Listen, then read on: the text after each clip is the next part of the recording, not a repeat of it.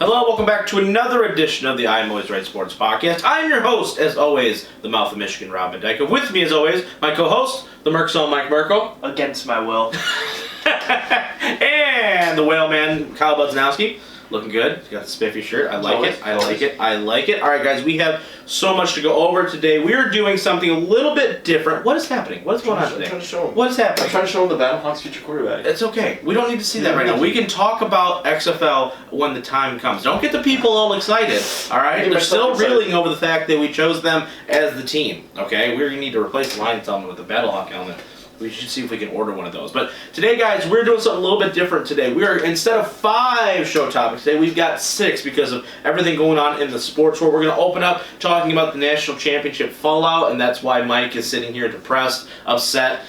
His world has been shattered in so many ways. And then we're going to go into the Merkzone mock draft, so Mike's going to have to get out of his funk real quick and in a hurry. And then in part 2 of the show, we're going to talk the NFL coaching changes, who we like, who we don't like, where we would go if we were possible coaches. And then we're also going to talk the Astros controversy with them stealing some signs. And then we're going to go into some wrestling at the very end of the show in part 3 of the show with AEW's new contract extension with TNT. And we are going to pick our Royal Rumble winners. Lots of big stuff going on today. A little bit longer show for you guys. Lots of stuff going on. So let's just jump right in. National championship game, Clemson. We were all so on the Clemson Tiger train. Turns out we chose the wrong Tigers, and LSU gets the dub. Joe Burrow is the king of everything until, I don't know when. It's going to be after the draft because he's going to go number 1 overall. But, Mike, how you feeling? I know you had a lot riding on that. I don't know if you have bets or anything like that, but I know you're upset. I know that it's hitting you pretty hard. I've never seen you this upset since later that weekend when Seattle lost. But You really just had to poke holes in me now. Rob, I have to ask you, what was your worst sports weekend? Worst sports weekend? Oh, geez, there's been quite a few. This could be one if the Packers win. This could be a rough go. But honestly, yeah, the Lions losing that playoff game to Dallas is pretty rough for me personally. Kyle? That was a rough one. Any outstanding ones to you? Probably the one that stands out the most is Michigan losing to Ohio State in 2016. Oh, geez, that was a rough day too. That was pretty terrible. Okay. Or them losing on the Hail Mary pass to the Packers. That was a rough day. That was a rough go. I remember that one. It's not a double dip, but still pretty rough. So in my 11 years of watching football, this is by far the worst weekend I've ever had. Yeah. So listen. We have a betting pool in our family. We all pick a team, and we hope that they can somehow make it there. I picked late. I had Minnesota. Guess who loses on Saturday? Minnesota. Then Sunday, my Seattle Seahawks go to Green Bay, and guess what they do? They lose. And Monday. And then on Monday, I go in with my Trevor Lawrence-led Clemson Tiger team up 17-7. Early in the second quarter, and what did they do? Dabo Swinney doesn't know how to coach anymore, and then they get outscored 35-8 and lose.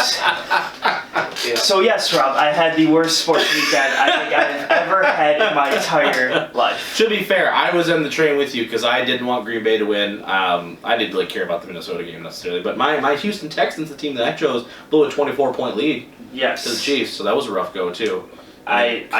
Kyle's just here, but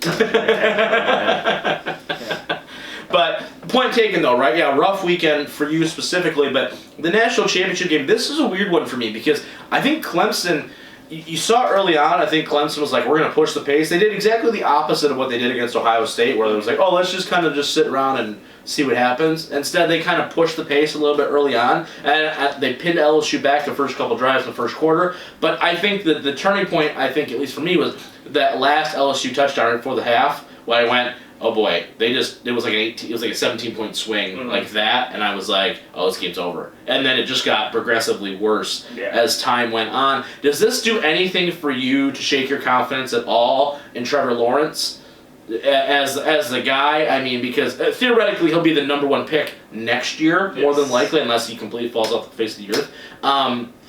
But once again, like you said, right, 35-8, it's not good. I mean, you have weapons on that offense, and yet they couldn't do anything, and they couldn't score. When they got the red zone, they had a difficult time, even in the first half, Well, I would argue also that you say they have weapons. However, when your 2 wide receivers are in and out of the game the entire game, right? Because LSU load, the better one. Mm-hmm. I can't think of his name right now. And Justin Ross has been in and out with just multiple injuries all season. Right. You're working with no names, really. You're working with Tom Brady level no names out there. Right. Whereas LSU has 5 receivers that are entering the draft this year. It's been fantastic, yeah. So and the tight end Thaddeus Moss is a beast. Yeah, so you look at it, and I think for the first half, I would say that's exactly what you have to do against them. Yeah, I just think that they just kind of got overpowered, and I don't. Who was the wide receiver for LSU that had the big first half? Was it Blake or something like that? Yeah. Was that his last name? Or that one corner? Like, I blame that on Clemson's coaching staff. Like, put a safety over there, something. Nope. Press, and I understood the idea of them trying to put pressure on Burrow, force him into not being able to sit back there and just pick you apart. I totally get that, but holy crap! The thing was watching that is you put your best corner on him. Yeah, and he just ran right by him. Well, not even that, but like it was pretty good defense for most of those plays. Yeah. Like he was like right there, the ball was just in a perfect spot. I think Kerryon Johnson, he tweeted out there, he was like, "How do you think that defensive back knows, knowing there is nothing he can do?" Yeah. There is nothing he can do. And I'm like, maybe somebody needs to give him some help over the top and have a safety over there. So it's not just a free release, just going, the problem is they only have 2 good corners on Clemson. So when you go into 5 receiver, when all 5 of your receivers are pro receivers. I get it. You're double teaming the slot guy and the tight end where you don't have an extra guy to put out there. You're hoping that the best corner can cover the best guy, and it wasn't working. Yeah, and then there's nothing to do and then you just went, whoop, goodbye, see ya, whatever.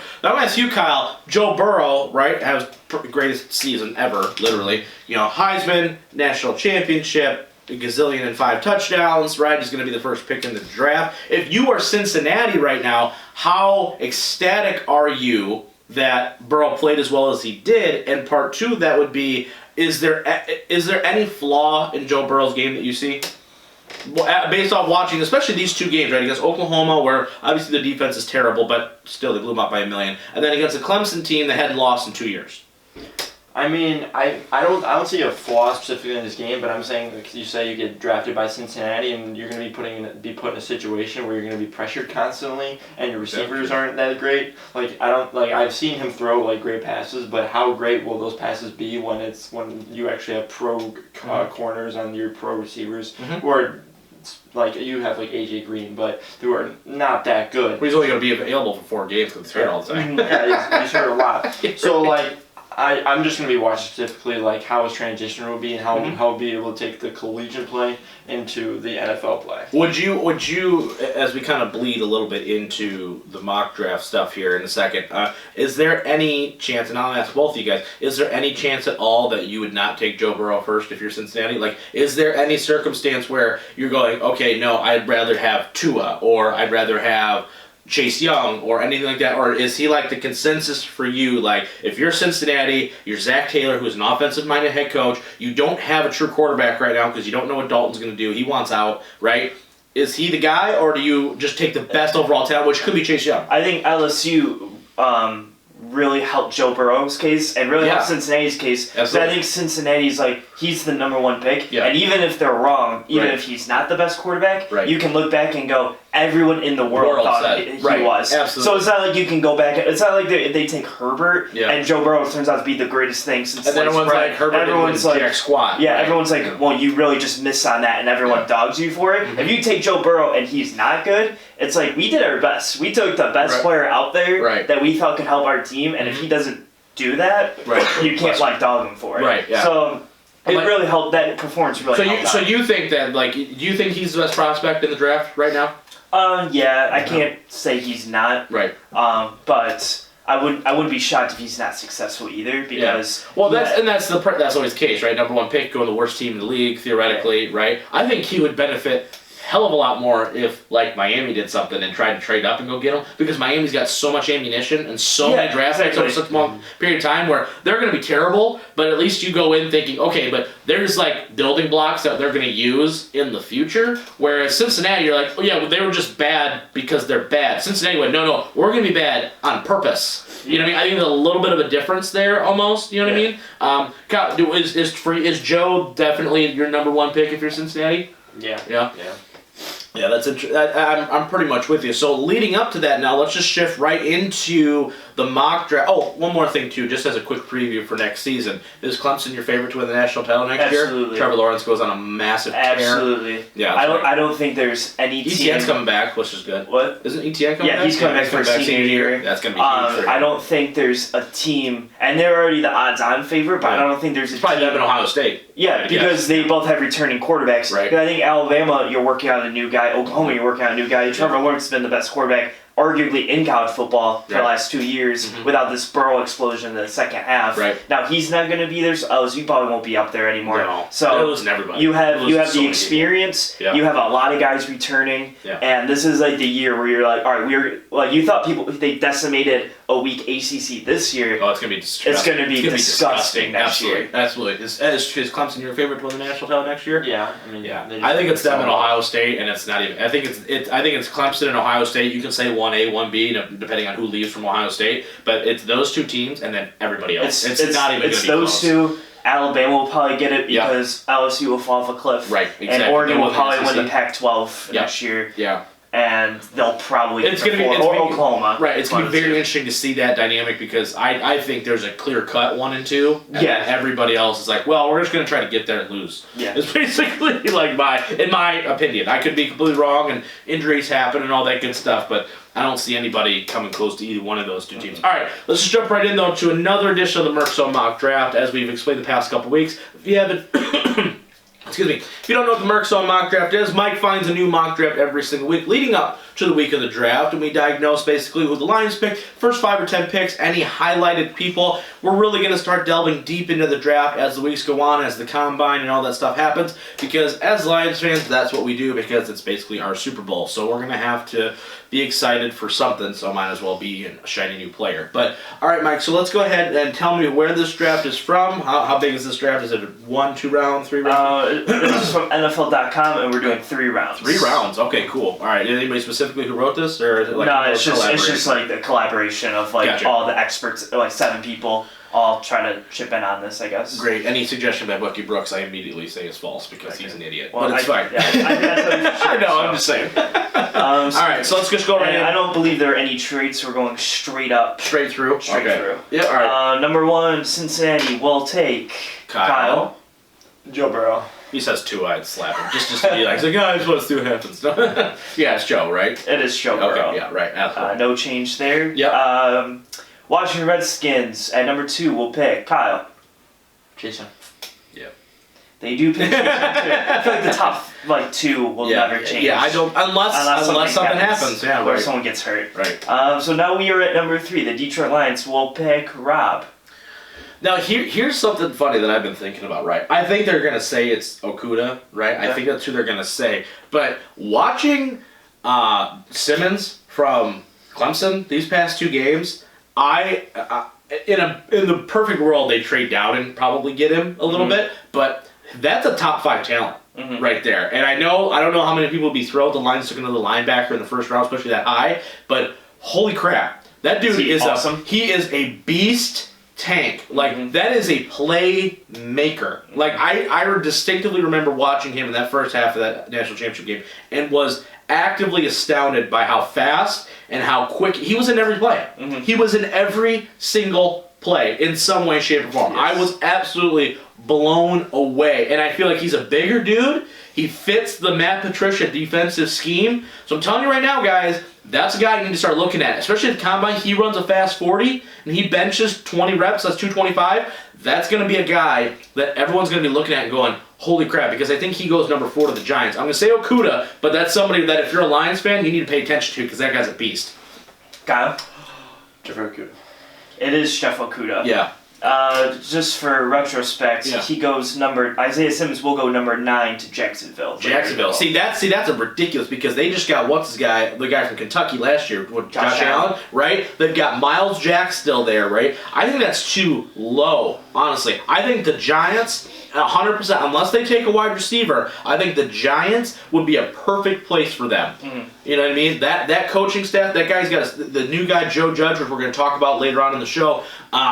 They got, Jason Garrett's a new OC, which I think is hilarious, by the way. Mm-hmm. But I think defensively, if they don't sign a big name wide receiver in free agency, like Amari Cooper, cough, then they think they go wide receiver. But that dude right there is a beast, and I am really high. As much as he's going to be my Paris Campbell, but where I was obsessed with him last year, that's the guy for me right now. I was absolutely blown away by his performance. All right, number 4, New York Giants will select Kyle. I think they go wide receiver with CeeDee Lamb. I think they go Judy. Rob is correct. Yeah. They go Judy. Yeah. CeeDee Lamb will drop to number 12 to the Raiders. That makes sense. That actually makes sense when you think about it. They don't have really any weapons in Vegas, I guess. Because I think they're Vegas technically now, right? Yeah, Las Vegas, yeah. Okay. The owner was at the game. Yeah, and talking to Brady. I know. Dana White made a comment. He's like, he ain't playing in New England. He better be playing here. Yeah. And I'm like, whew. We'll talk about that more as we see that develop. But all right, let's go number 5. Number 5, Miami Dolphins will take Rob. Tua. Tua is the pick at number 5. See, that's the thing about the first, the Lions thing, right? Like, there's 3. Okay, now we should sit and wait. Yeah. You know what I mean? Number 6, LA Chargers. Kyle, who do they select?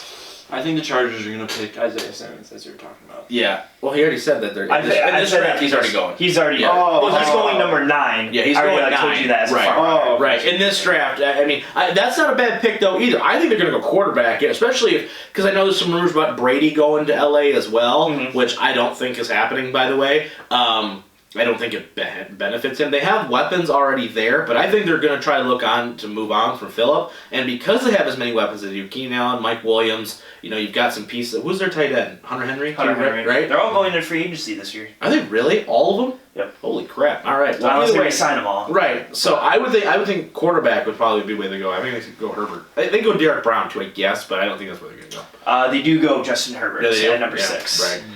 And how do you think? I mean, I know you're a fan of him, but looking at him from a professional level, right? What is your ceiling for him? Like, if you have an NFL comparison for him, who is he? Because he's weird to me. I don't truly understand what he is yet. When I watch him, he's kind of like a little bit of like a Kirk Cousins or Jimmy Garoppolo. Okay, that's a great comparison. Where That's what I was thinking. He kind of I think he can run slightly. He his couch one. He's a way lesser Trevor Lawrence. Oh, yeah. Where he throws decently well. He can run the read option and stuff, but he doesn't do anything that blows people away. Right. But he does everything good. Right. Yeah, that's kind of where I was at. Like, I look at him and I go, I feel like he should have better numbers. I feel like he should be he's got a great frame, right? He's an athletic dude, you can tell, and you're just but something else is... I know people are getting him on about his leadership and stuff like that. That stuff is just pre-draft fluff. Yeah. But from just a playmaking performance, I don't know. He's a weird one for me. It's one of those guys where I'm just kind of he reminds me of a Garoppolo, where I think Garoppolo is just solid, and he doesn't do anything great. He just manages the game, and he doesn't do anything to screw you over and again. Yeah, that's what Garoppolo does. And that's what I think Herbert will be. He'll just get you 1 or 2 touchdowns, 150 to 200 yards. Right, and he'll go run the ball a and he won't mess you up. Right. He won't throw that game-tying interception that gets the defense on the field or whatever. Right. Do you think that because of that, if that's your ceiling, right, do you think that that's the right pick? Or do you think that maybe the Chargers should go a different route, saying, all right, let's maybe keep Phillip around for a year, and then wait, if we're still terrible, we'll completely, crap the bed and then go try to get Trevor Lawrence? I think Justin Herbert's a good pick. Yeah. I don't know if he would be a long-term pick, but I do think that if you do pick him, I think if he sits behind a Phil Rivers or Brady or whoever, I think if he takes that year, I think he can he'll be a Garoppolo where he's on Brady for a year or two, and then he's just become very solid. I think that's where Herbert could go. Okay, cool. All right, let's round out the anybody major going. So Carolina at the very next pick at 7 will pick Derek Brown. Okay. The defensive tackle out of Auburn. That's a guy too, Lions fans. That there's a couple guys that I really want to highlight here. Okudah, obviously the corner from Ohio State. Derek Brown, the defensive lineman out of Auburn, and Isaiah Simmons from Clemson. I think those are your 3 probably top picks in some way order. I think that going into the combine, if all those guys perform as well as everyone's kind of expecting them to,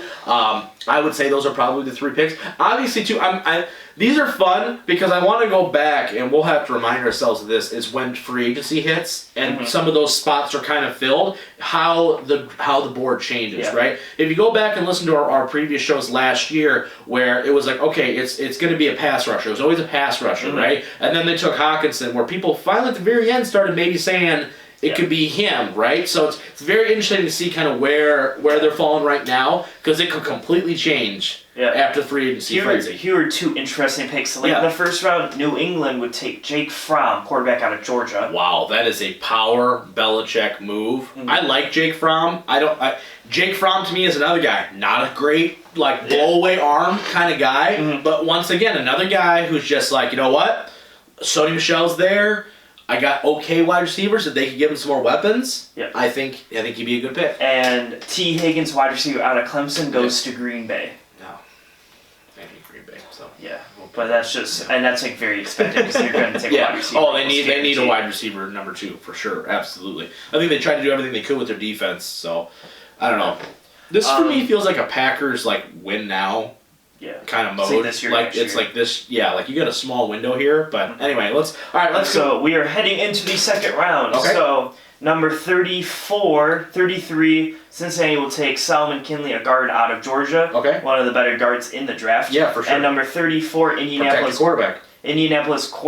Colts will take quarterback Jacob Eason out of Washington. Okay. And that's a very popular pick, I guess. That's interesting to me. The Colts are weird because they're like, we don't know Jacoby Brissett's going to be the guy. I don't think Jacoby Brissett is the guy. I think they know that in their minds already. I would not be shocked to see the Colts be one of those teams to try to move up in the first round to go get a Jake Fromm, or to go get somebody like that, right? Especially if, say, Brady leaves, right? Then it'd be hard to switch to New England. But if he goes to LA, right? Maybe the Chargers are like, maybe we can kick this can down a couple years. You know what I mean? And go get some more picks and help a guy out. You know, very interesting. I wouldn't be shocked to see them trade up and do something like the Chiefs did and move way up and give up a lot to get their version of Mahomes. All right. So our second round pick, Detroit Lions will take Kyle. Ooh.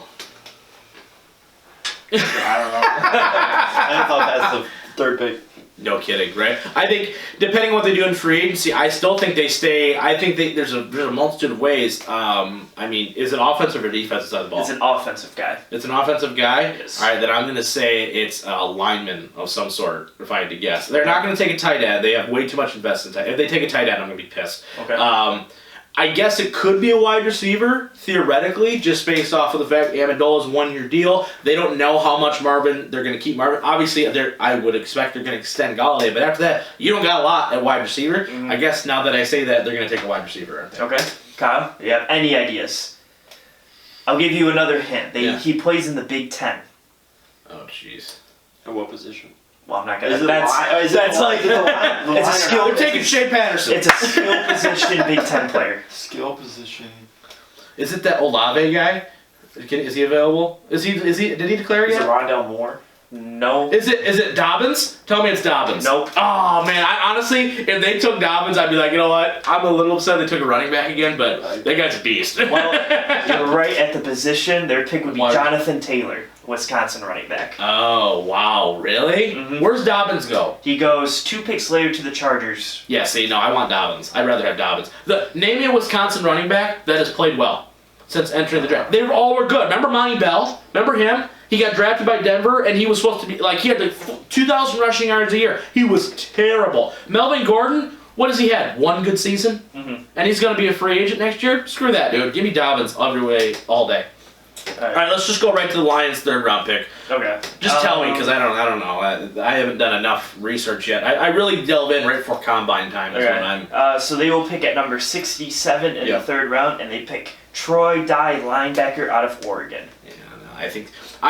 Here's the thing, guys, too. I think people need to get prepared for this, that maybe free agency isn't going to be super exciting for your Detroit Lions this year because you don't have any offensive linemen right now. So I'm expecting that to be a huge position. That's kind of why I thought they might go O-line in the second round, is because depending on what they do in free agency with who they have now, that's going to be a position of need, like at all spots. So outside of center, really. So. And the only Michigan guy to go in the top 3 rounds is Lavert Hill. Really? Goes to Dallas.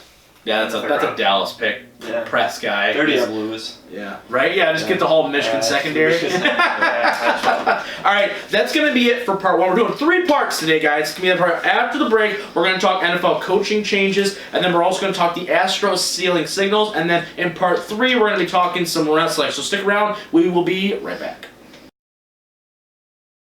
And welcome back to part 2 of this special 3-part episode of the I'm Always Right Sports Podcast. Episode 60, guys. It is craziness. Let's just jump right in, though. NFL coaching changes now. Black Monday happened about 2 weeks ago, and every NFL coaching vacancy has been filled. Mike, who is the new head coach of the Cleveland Browns? Kevin Stefanski. Who? The Vikings offensive coordinator. Right. This past year. Obviously, right? And it's funny that I want to bring them up specifically just for a second. They were the last ones to fill their vacancy, right? Now, all the other ones, right? We have Dallas with Mike McCarthy, right? The Giants, Joe Judge, the special teams coordinator for the New England Patriots. I think he was also the wide receivers coach. Matt Rule, the former Baylor head coach, is the new Carolina Panthers head coach. Ron Rivera goes from Carolina to Washington. And then who am I missing? I got all 5, right? The Browns one, though, is what I want to emphasize just for a second, is the guy interviewed last year for the same job. They didn't give it to him. And now this year, I feel like the Browns are like, no, we're going to do a diligent search. And then they wind up hiring the guy they were going to hire last year, except for John Dorsey overruled it. They don't have a GM, right? But it's a process. Is there any way you would ever take the Cleveland Browns job? Like, I get every coach is like, I want to be a head coach in the NFL. No doubt, right? But if you're a good enough coordinator, at some point, you get a look most of the time, it feels like. Is there any way you guys would ever take the Browns job? Yes. With the current ownership that it is right now? Well, yes, the ownership sucks, but the team itself is has a lot of talent. Yeah, you have a lot of potential to do stuff with it, but I see where you're coming from, where like the ownership might like they're so quick. Like, all right, we're 0-3. Oh, he's gone. Yeah. You know what I mean? Like, it's just like... Well, at that point, then you're just... Well, they keep a guy who went 0-16 still, so... That's what's crazy, but then they fired... I mean, I get it, they underperformed this year, clearly, but, like, at the same time, you're like, okay, you've had, like, 8 head coaches in, like, 10 years. It's been crazy, the lack of consistency they have in Cleveland. Is there any way you take Cleveland Browns job, Kyle? If I didn't care about my life, I was content with my life, then maybe. Right? I mean, whatever. So out of those jobs, though, guys, I want to ask you, what is the best fit, right? The new guy and the team, right? As the team is made up of right now. Is there a place where you go, that coach with that team makes a hell of a lot of sense? Because I feel like this year is a little bit different where you almost could have pinpointed like certain coordinators or people that you're like, okay, here's the list of people that could have been chosen for head coaching job. I don't think a lot of these guys got hired were on anybody's list. I think Ron Rivera to Washington is probably the best. Because I think Washington is strong on the defensive side. Doesn't have the offense, but you just make it that much better with Ron Rivera there. And now presumably you get Chase Young in the second overall pick. That just enhances it. The D line is going to be stacked. Linebackers are very good, and even their secondary is pretty solid. So now you got the defensive part. Now you can probably win up to about 8-8 with that. Yeah, and Bruce Allen's out of there too, so he's no longer team president, which is a huge part of that, right? Too. And so all you have to work on is really the offense and develop Dwayne Haskins a little bit. And I think you have a pretty solid team that contend in the East. When the NFC East is not looking as strong as it has been usually. Absolutely, for sure. Kyle, is there a coach that you think fits really well for whatever reason with the culture, with the team, or like what does this coach bring to this team that goes, okay, like that's gonna be a good marriage? Most of these coaches I've never seen in my life. You've heard of Mike McCarthy. Well, Mike McCarthy right. and Ron Rivera. Yeah. But since I know nothing about them, I'm going to agree completely with Mike. People ask me all the time, what does Kyle bring to the table? That right there. That's what he brings to the table. Right there. Sure. I think, right? No kidding. I think another guy, too, let's go the opposite side. What is the worst? Because I agree. I think Ron Rivera is the guy. I think he's going to bring some discipline to a young Washington team.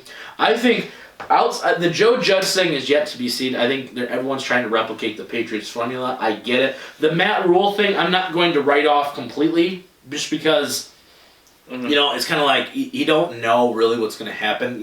Hiring a guy from college to the pros, that's a different thing. But I think the one team that completely swung and missed was the Cowboys. I don't like the Mike McCarthy signing only because you have a team that is theoretically built for a Super Bowl, right? That defense, you've paid everybody, right? You're now going to probably pay your quarterback, right? Who was, let's call a spade. I think he's average, right? Maybe a little bit above average, okay?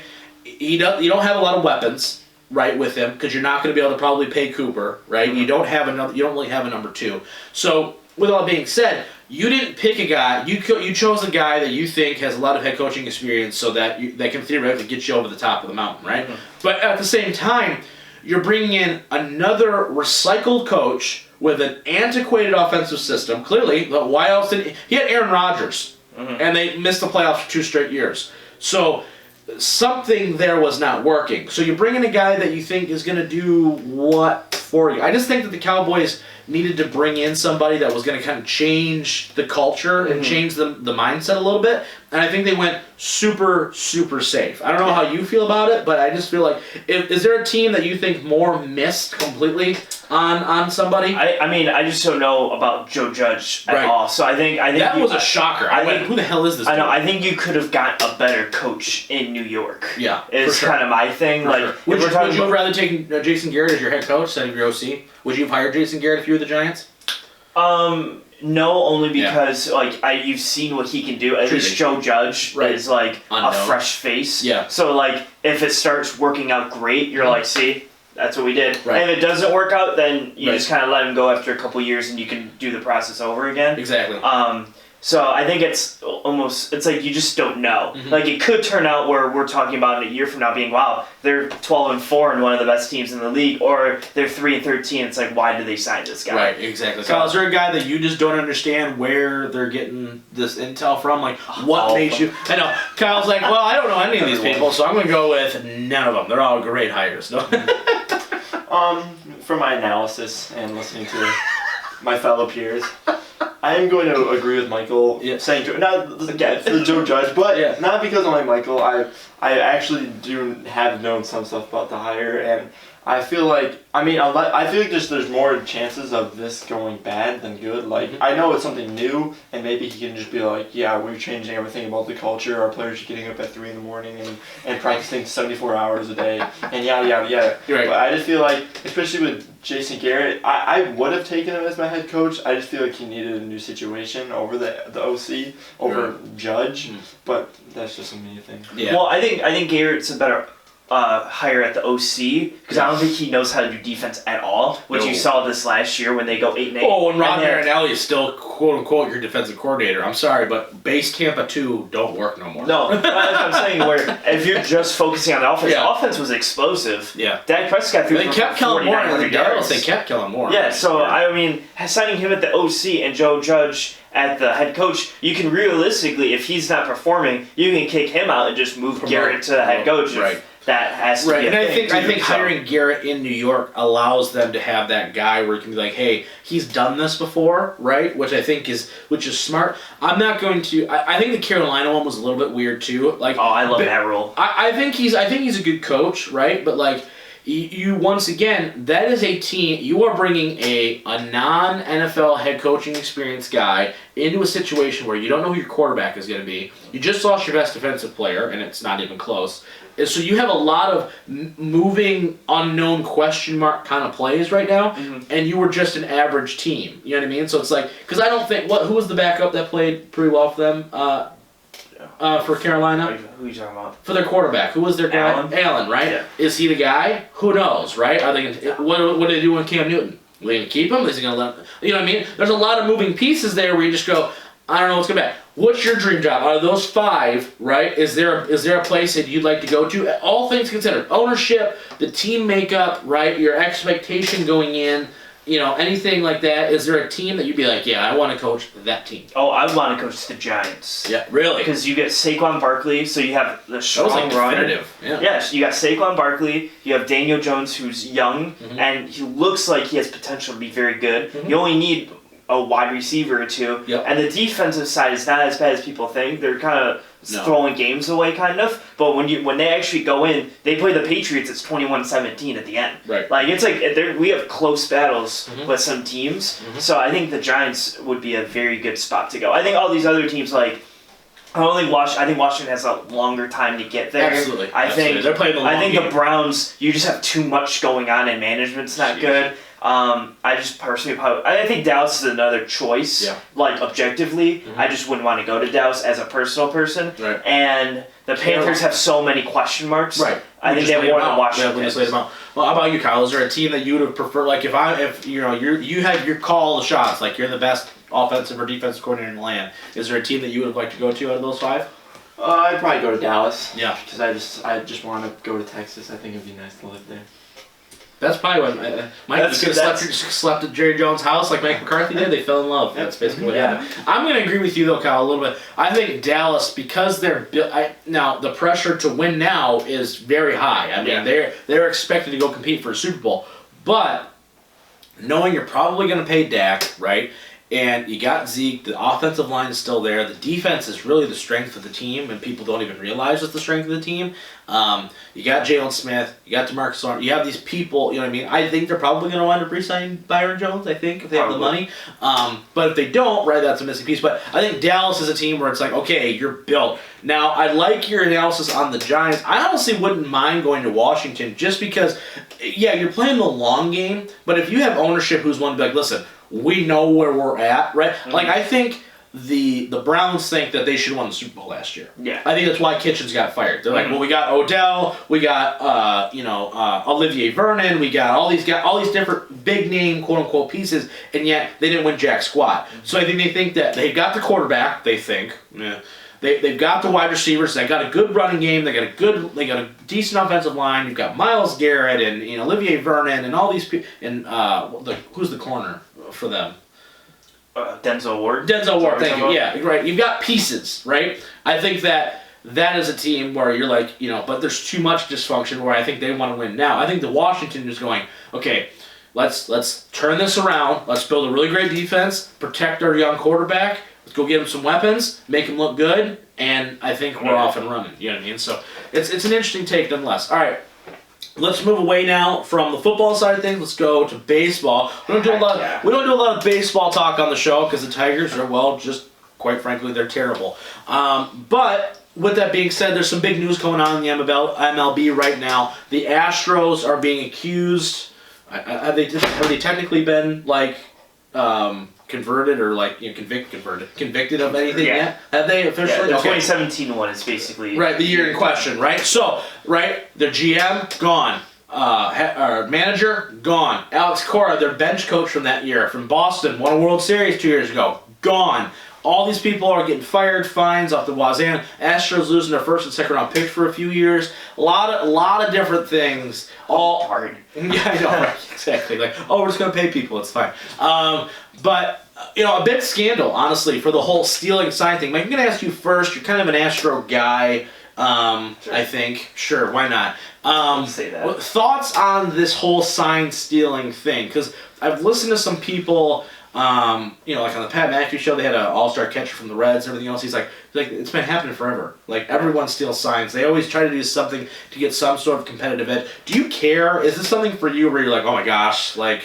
See, I think stealing signs is not the issue with it because I get, in football, you steal signs. Oh, yeah. You look at the side, and every time it goes like this, it's a screen. You go, okay, when it goes like this, it's a screen, or whatever. You know what I mean? People, you try to get the advantage any way you can. Absolutely. But physically... adding in a camera to look Yeah. at the catcher. Yeah. And then having the little screen in the dugout. Yeah. So you were watching it Right. and then banging the trash can how many times, like, okay, fastball, we're gonna bang it once. Change up, we're gonna bang it twice, and then where the location is. And then seeing their exponential, like, so much. Oh yeah, they were hitting. so much better at home. It was, I think it was the point where it was like they were almost unbeatable at home that year. Like the games, like you can go back and it was like the they splits are lose crazy. 2-1 and like 3-2 on the road, and then they win 9-1, 8-1, and 6-2 at home. Right. Like how do you just The splits don't make sense. Yeah, the splits don't make any sense. Right. You had a game where you had like 8 home runs. How do you have 8 home runs without knowing the signs in a World Series game against one of the best pitching rotations that year too? Because who were they playing? I think did they play the Dodgers? Yeah, they were playing the Dodgers. Yeah. You had Clayton Kershaw, who's probably one of the best pitchers in baseball Ever. in a long time, maybe even ever. Yeah. And he let up 5 home runs. Right. Okay. Right. That happens. Yeah. Right. Exactly. That happens all the time. For so sure. Yeah. I think from all of that standpoint, I just think it's like awful for the look of baseball. Right. And Kyle, same question to you. Right? Is there anything for you? Does this diminish it? Should the penalty should it have been worse? Does this require like a vacation of like it's like that title is vacated on their part? Like because theoretically, if I know a pitch is coming, I'm a professional baseball hitter. I got a good shot of blowing you away at that point. Let's change up. Never mind. Fastball? All right, well, I'm ready for it. You know what I mean? And you're ready to cock and load it. Should there have been more penalty? Do you care at all as a fan? Do you even, is it anything? What's your take on it? Well, assuming that they won this like World Series because they cheated. I mean, like heavily cheated.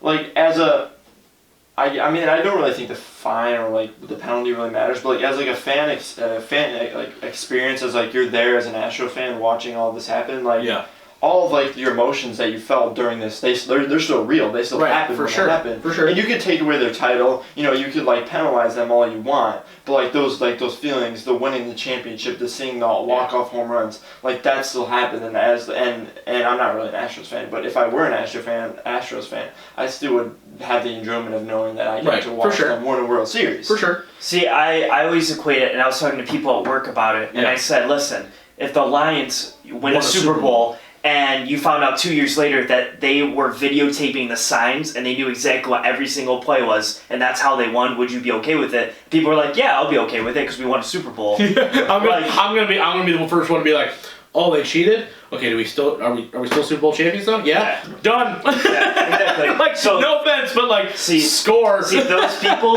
you cannot be like angry at that because that's very hypocritical. Right, you can't be like, oh, it's bad for baseball, but if our team does it, it's okay. Here's the thing though. I would agree though, and I think you're right. I think it's a bad look for baseball, right?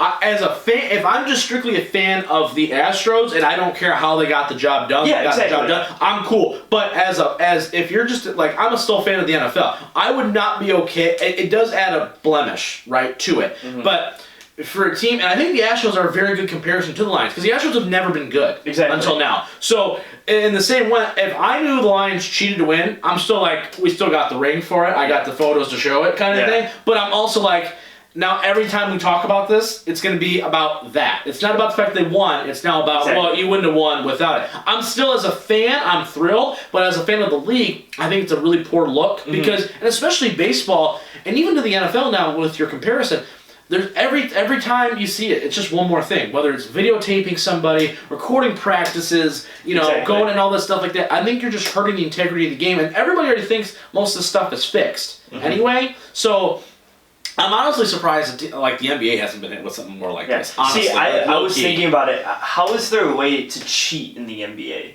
Oh, actually, I know exactly how. Because I actually watched. It's funny that you mentioned that. How much time do we have? We had a little bit of time left. Remember Tim Donaghy, the guy who got this may be a little bit before your time, but where 11 years ago, he was the ref who got accused and went to jail for betting on basketball games. Remember? Okay. He did an interview, I think, with Barstool Sports. I guess give them a shout out about that, how they did it. He never called anything intentionally, right? To favor a line, right? Yeah. The NBA would send them directives based on the play and how they were officiating previous games, and coaches would write into the league, and the league would then forward this over to the refs, basically saying the refs would be like, for instance, Phil Jackson wrote, to the NBA that Kobe was not getting called for fouls, right? Like when he would go to the lane, they weren't calling fouls on him. So the NBA would then send a directive to the refs and say, you need to start calling these more often. So the refs would know, and then Tim Donaghy would know based off of, Kobe's going to go to the line 25 times tonight. Because the NBA wants him to go to the line 25 times a night, right? So there was an active directive from the NBA to say, this stuff needs to start getting called a certain way. And they even have a specific ref, his name escapes me at the time, it wasn't that guy specifically, right? He would always officiate Game 6s and to ensure that that series would go to a Game 7. Because it helps for the ratings. You know what I mean? So I do think but it's from the league. That's what I mean. Itself. So I'm looking at from the Pistons. Is there a way for the basketball? It's almost bigger than the NBA where they're going, and he even says it's not necessarily one person or an organization. It's the entire league trying to maximize the exposure of the NBA and the way to do it. And they said that Kings-Lakers game that happened that time, they said that was the one time where it got overkill. And that's why people notice it and still remember it to this day, is because it was so bad. I thoroughly believe that. That's why I always think that when games go to games, like when Cavs won that title, and they went to Game 6, if they win Game 5, they will win Game 6 to go to Game 7, because there's no way you're going to go Game 5 and then just lose Game 6. Right. Like there's no way that. That's the point, though, but the integrity of it is that how much of it then is it the Cavaliers or how much of it is it the league saying, no, you're going to make sure this game goes to Game 6 by, all right, LeBron goes to the hole, doesn't get touched, no, that's a foul. Exactly. Right? Or, you know what I mean? So those are the things where I think people get mad at guys like LeBron, Kawhi, Durant, whoever, Curry, where it's like, those guys get benefits calls. It's because they do. Yeah. And it's glaringly obvious. So it's weird to think of it that way, but I'll send you the link for that, because it's actually quite revealing, where he's like, we're not skewing the games because we're calling things that aren't wrong, but they made another analysis they just add more, because people say, the NBA they swallow their whistle, and instead of doing that, they just call more they said one time Allen Iverson cussed out a ref. So for the next 2 weeks, every referee decided that every time Allen Iverson would carry, because every basketball player ever carries, right? They would call him for it. Yeah. And so Allen Iverson actually went up to that guy, Tim, and he went, Tim, how long is this going to keep happening? And he goes, what are you talking about? He's like, we both know what we're talking about. He's like, how long are we going to be dealing with this for? And he's like, about 2 weeks. And he went, okay. Yeah. And it's it's those inner workings within the leagues where you just go, damn. You know what I mean? It's kind of crazy. But all right, after the break, we're going to talk in all wrestling. So all you wrestling fans that have been waiting, now is the time. We're going to pick a Royal Rumble winner. We're going to talk about AEW's extension with TNT. All that good stuff after the break. Stick around. And welcome back to part 3. Thank you, Kyle, for being here in episode 60. Let's jump right in, though, Mike, to our forte, the squared circle here. Let's talk first. I want to talk AEW's extension with TNT. They signed through 2023, I believe. They're going to be getting a second show. So first I want to ask you, which could possibly just be AEW Dark on television, but it is. Yeah. Well, they've officially announced it? Oh, really? They did it on Ringside Sports. It said that. They didn't know a day and a time and stuff, but it's going to be moved. Because I still thought they were going to do something on YouTube. Outside of being the Elite, too. Now, anyway, regardless, right? So I say it's AEW Dark. Anyway, but they're going to get a second show. I think they said the speculation is on Tuesdays, because WWE doesn't write anything on Tuesday. Yeah. So I think that's what they were thinking. My point being is that AEW already gets an extension just a few months into their debut. How shocked are you, if at all, that AEW's already... the ratings, let's be clear, the ratings haven't been blowing anybody away. No. And for NXT or AEW, to be fair, but... they're doing okay, but they're not groundbreaking numbers. Are you surprised that TNT was just no, let's go? We're fully invested. Well, I do think when you look at comparative numbers, I think the ratings are actually kind of good, because you're hitting just under 1 million for just about every week, and AEW does 600,000. So if you took NXT away with the 600, you're getting 1.6 probably, maybe 1.3 or something, which would be a pretty good number considering AEW's been around for 2 months now, 3 months now on TV. But I'm not shocked that they got this deal. The product's been pretty good in the last month or so. Yeah. Or actually since October, it's been relatively pretty good. Yeah. And what do you think about the second show? Because I think that is huge. I think it is huge because one of the biggest problems that we've talked about before is the fact that we feel like all right, I see Jericho every week, right? I see Jack Swagger or Hayter or whatever like that, right? I see like the same group of guys every single week. And yet now with this AEW Dark thing, like, it's not appointment television for me to watch AEW Dark. It's not. No matter what you announce, I'm not going to sit through an hour thing and just sit and watch it usually, right? It's got to be on TV. Because if you make it important, then I'm going to think it's important. So then getting this second show, I think, is a humongous deal for them to get more talent over. I liken it to WCW Thunder, where it was like, we need to get more talent and more younger talent and people that we don't know on television so that people watch, so that when they see them on Dynamite, then you're like, oh, yeah, I remember, I see. Yeah, I'm interested to see if they use Dark now, if it goes to... I don't know what day they're going to do it, because TNT does big basketball on Tuesday and Thursday. Right, that was what I thought too. So I don't know if they're going to just... earlier in the night or Yeah, something? they're going to do it at 7, because it's only an hour show, and then have it at TNT at 8, or whatever. So whatever they decide to do with it, I'm interested to see if they use that as, like, almost like... I was going to say SmackDown, but it's not real. Like a developmental, like, you put on guys like... Private Party, or like the guys who aren't as over but are very good, and like, well, I think you start building stuff. Right? I think you use Dark to be like, all right, we got to get Joey Janela, let's get Jimmy Havoc. That's what I mean. All these guys, that, right? That nobody really knows. You won't see guys like Jericho there. Like they say that for Dynamite, absolutely. where like the guys you're kind of building, or like Darby Allin's and stuff. I think what they should do, this would be awesome. They had a mid-card title that they every single week on AEW. We've been calling for that for weeks, and they're all like, well, we want to focus on the titles we have. I'm like, okay, well, your tag champs haven't been on TV in forever, right? They're going to defend against Kenny and Adam Page at the pay-per-view, so we know they're retaining because that's going to be the turn. Yeah. You know that's coming, right? So you have these things, like MJF should be your television champion, or whoever, right? Like, that should be whatever the case may be. That is a great point. And two, I worry that AEW Dark is just going to become a big, massive ad for Wednesday. Yeah. You know what I mean? So you have to avoid that. You got to give me something, because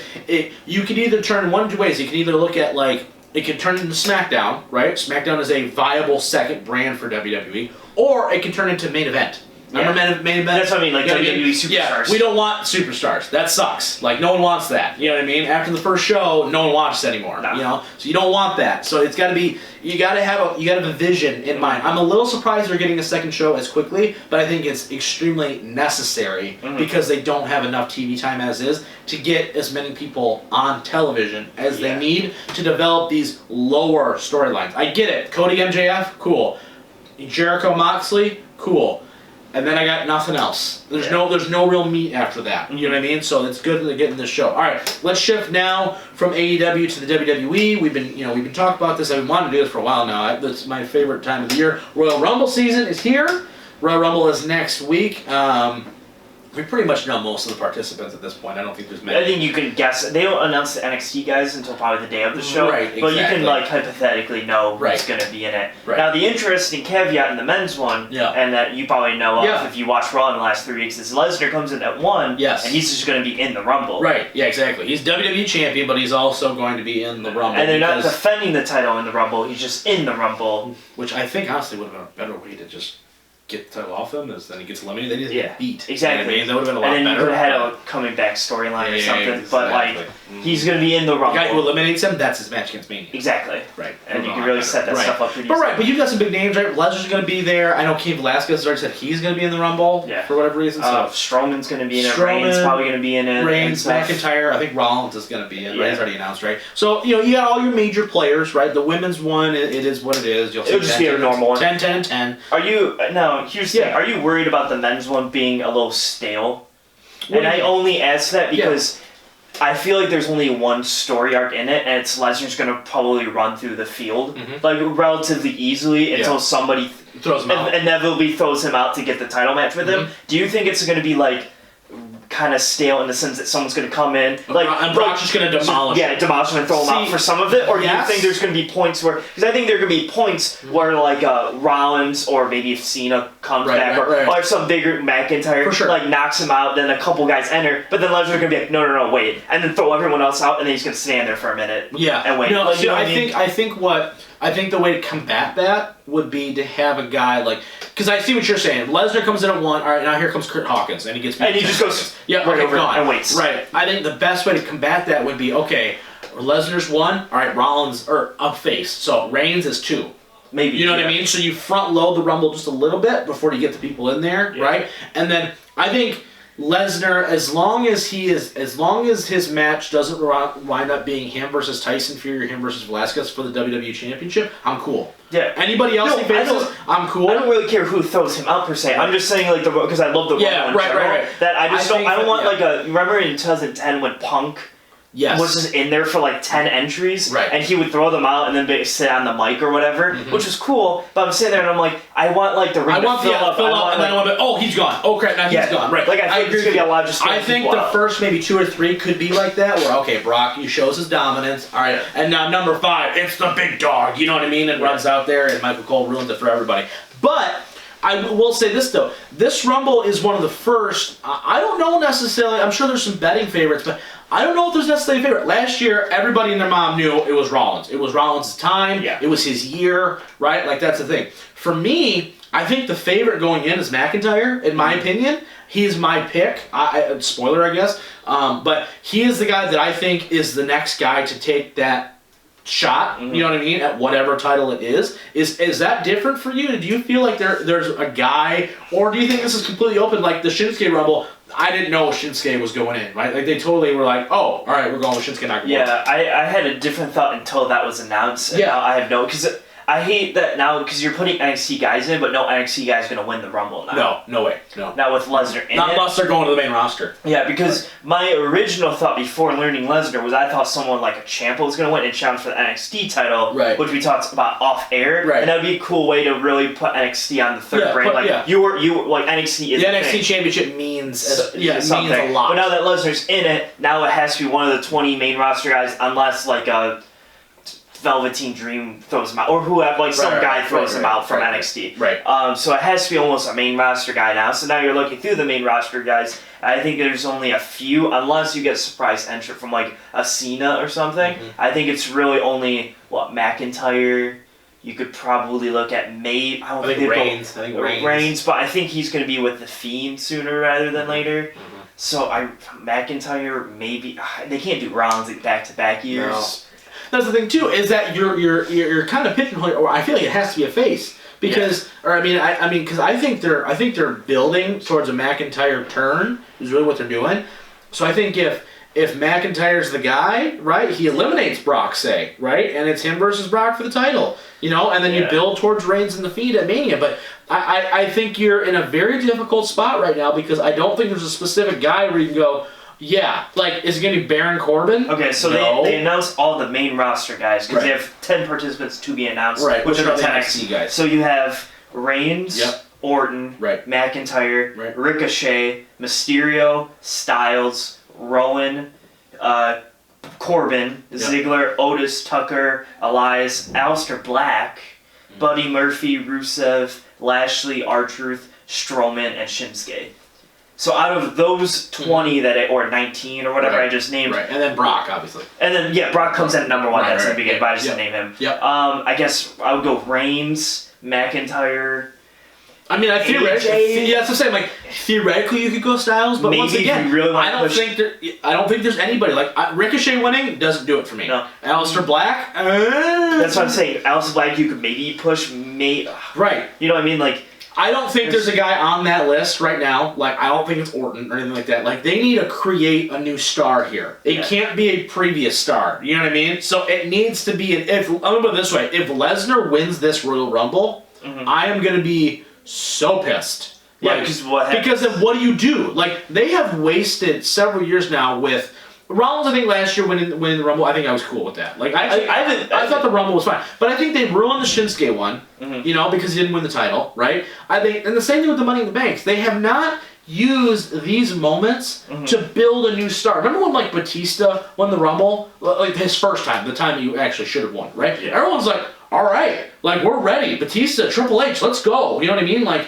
I'm ready for this moment. You know what I mean? I'm ready. Like, Taker wins it against Shawn, and they had that grab. I'm like, yes, let's go. Like, Taker Batista's gonna be, or Taker against whoever. That's gonna be an awesome match, right? You have these people where it's like they've elevated, even if it's maybe a current star, but they've made me excited for that world title match. They haven't done that recently. You know what I mean? You know, Reigns winning the Rumble, super predictable. I want a guy that they're going to take and where he's already upper mid-level, take him, say, nope, this is the new guy, right? He's a guy that we can put in the world title picture, make him world champion, and people will believe it. And I think there's only one guy, and I think that's true. I think he's the only guy for me that I will be actually happy that he wins the Rumble for. Yeah, I think it's either McIntyre Unless or... Andrade was in there. Just because I'm a big fan, but he didn't win, he's U.S. champ. I think it's either McIntyre, maybe Reigns. I think Reigns is the only other one. I think Reigns or is the only if one of these 10 to be announced guys, or someone like obviously caveat. Adam Cole wins the Rumble, I'll be pumped, but it ain't happening. If like Cena came back, I would be like, I get it, I guess. I would be pissed because they're gonna give him his WrestleMania like 17th world title thing. Whatever. And I'd be so pissed. Imagine Cena Lesnar for the title. Yeah. Ugh. Like maybe Sheamus wins it or something. I don't know. I'm out of people. Right. All right. So who's your pick? Like, give me your pick right now. Like, mine's Drew. I picked him last year just because everyone else picked Rollins. I figured why not. But I think Drew is my guy. I'll pick Reigns to go different from you. Yeah, but for I think it's one of them too. Yeah, I do too. Unless I guess I will pick Lesnar because I guess Lesnar has a really strong chance. Because I think there were points where people were just like Reigns and. I think putting him at number 1 is also giving them an out when he does get eliminated almost, where it's like, okay, he was number 1, he lasted until the final 4, and then they get, you know what I mean? There's outs there. That's what makes the Royal Rumble so fun, though, is that theoretically they can do anything. You know what I mean? As long as I get a good, solid final 4, that I believe any 4 of those guys has a legitimate chance. Like, I have a feeling Ricochet's going to be in the final 4. Probably. Just because it's annoying. Like, because I'll be annoyed. Or Rey Mysterio is in the final 4. I'm like, really? Can we stop it? Yeah. You know what I mean? Like, just give me a legitimate final 4 who I believe can be world champion. That's what I want. Who can beat Brock? And there ain't many guys on that list. AJ, you know, if Daniel Bryan was in there, I'd say Bryan, right? Seth, Reigns, McIntyre. That's about it. Yeah. You know what I mean? So, anyway, all right. So, you got Reigns. I got Drew. I'm really excited. I'll take a caveat. I'll take Lesnar to be interesting. Right. Okay, cool. All right. So, you'll take one of those 3. All right, yeah. I think we're hedging our bets, but I think we're okay there. In that range. All right. That is going to be it for episode 60 of the I Am Always Right Sports Podcast. Remember, we go live every single Monday with the podcast, every single Wednesday, 7 a.m. for the YouTube show. If you haven't subscribed already, what are you doing? Get on that train right away. On behalf of the Whaleman and the Merkzone, I'm the Mouth of Michigan, and we will see you guys, as always, next time.